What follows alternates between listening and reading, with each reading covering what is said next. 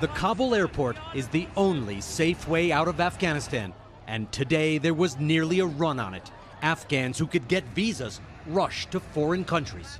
For the United States, the airport is the staging ground to evacuate U.S. embassy personnel.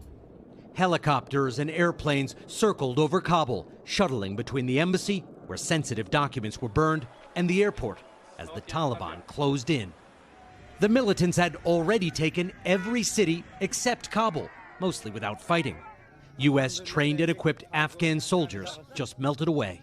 By early afternoon, the Taliban's advance got even stronger. They broke into Kabul's main jail, freed thousands of prisoners, and instantly added them to their ranks. Afghans saw what was coming. The American evacuation does not apply to the vast majority of Afghan citizens.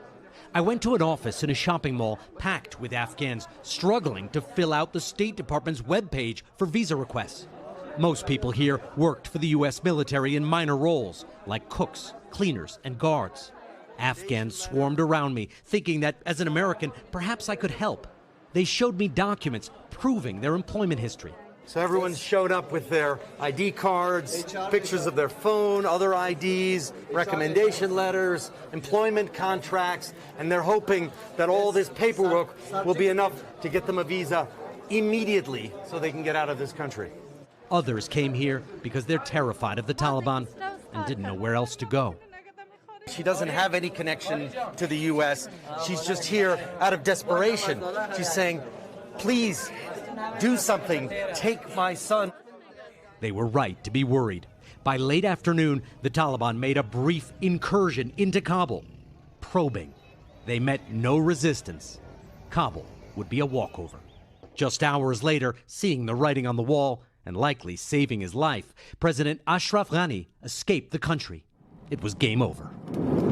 Kabul is falling now. We've just left our office, our longtime home in Afghanistan, and we're heading to a safer location, what we hope will be a safer location.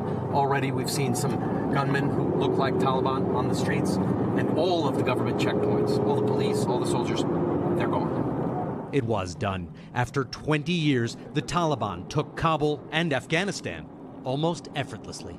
By nightfall, the Taliban seized the presidential palace.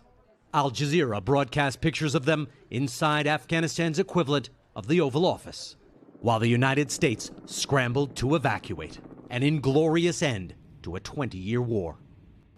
The evacuation of Americans is continuing tonight, but it has been interrupted by sporadic gunfire, the embassy telling Americans to shelter in place.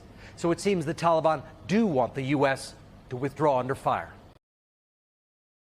Thanks for watching our YouTube channel. Follow today's top stories and breaking news by downloading the NBC News app.